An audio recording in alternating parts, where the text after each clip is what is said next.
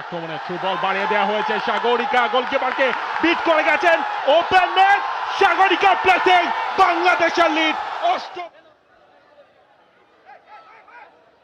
সেনু, পূর্ণিমা, মিনা দেউবা প্রত্যেকেই চমৎকার করছেন ফরওয়ার্ড লাইনে নেপালের, এবং পূর্ণিমা এবং মিনা দেউবা দুজনেরই দুটা করে হ্যাট্রিক রয়েছে। এই দুজনের কাছ থেকেই নেপাল গোল পেয়েছে আপনার 17টা। বাংলাদেশ তার আক্রমণে থ্রু বল বাড়িয়ে দেওয়া হয়েছে সাগরিকা গোলকিপারকে বিট করে গেছেন ওপেন নেট সাগরিকা প্লেসিং বাংলাদেশের লিড অষ্টম মিনিটে সাগরিকা ফিরলেন বাংলাদেশকে ম্যাচেও এগিয়ে দিলেন। What a cool headed finishing by Sagarika. চমৎকার গোল, দুর্দান্ত গোল। দর্শকরা বোধহয় এই ধরনের গোল দেখতেই মুখিয়েছিলেন এতক্ষণ। সাগরিকা বাংলাদেশকে শুরুর দিকে যেভাবে তিনি মেলে ধরেছিলেন, শুরুর ম্যাচে যেভাবে গোল এনে দিয়েছিলেন, এবং এই ফিনিশিংটা দেখুন কি দুর্দান্ত। গোলকিপারকে কাটালেন, পুরো পোস্টটা ওপেন করলেন এবং কুল হেডেড একটা ফিনিশিং। 1-0 গোলে লিড বাংলাদেশের। কথা দিয়ে কথা রাখলেন সাগরিকা, বলছিলেন আজকের ম্যাচে গোল করেই জবাবটা দেবেন পিটার বাটলার। বাংলাদেশের এই স্ট্রং স্টার্টে নিঃসন্দেহে তিনি হ্যাপি থাকবেন। সাগরিকা আরো একবার এই জায়গায় গঙ্গাকে পুরো গোল খাওয়ালেন সাগরিকা।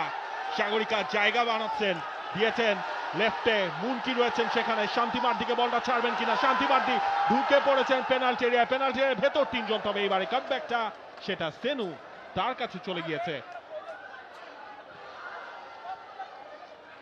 নেপাল তাদের উপর বাংলাদেশ প্রেসারটা ম্যাচের শুরু থেকে দিতে পেরেছে। সাগরিকা এবারের আসরে 5ম গোল, এবং সাগরিকা কিন্তু ম্যাচ খেলছেন মাত্র 3 নম্বরটা, সেটাও মনে রাখতে হবে। সেকেন্ড ম্যাচে তিনি রেড কার্ড দেখেছিলেন, তাকে মাঠ ছাড়তে হয়েছিল, এবং সেই ম্যাচেও কিন্তু সাগরিকা যখন মাঠ ছাড়লেন এরপরে 3টা ম্যাচ তার খেলা হয়নি।